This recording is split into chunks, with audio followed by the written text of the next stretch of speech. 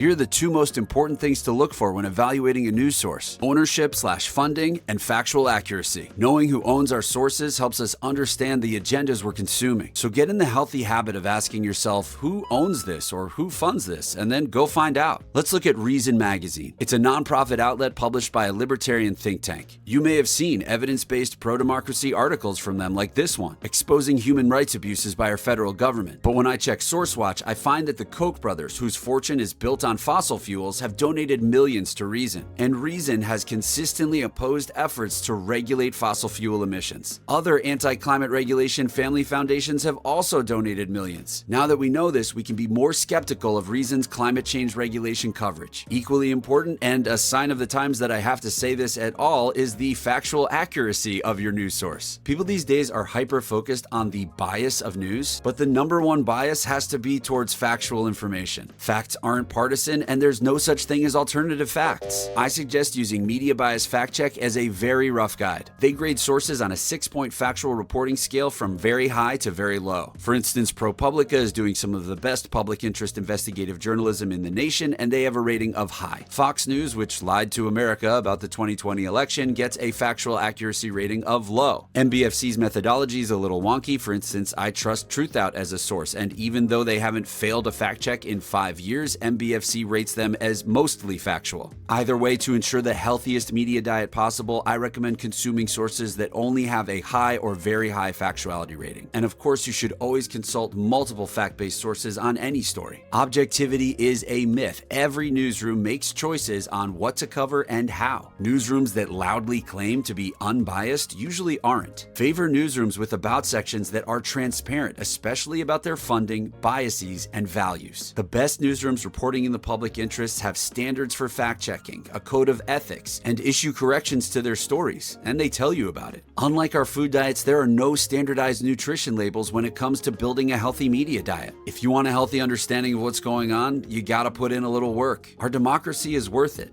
I'm here to help, so be sure to follow. And my bias is towards facts and democracy, and the only people who pay me are my beautiful subscribers. Here's to healthier information. A healthy media diet and you.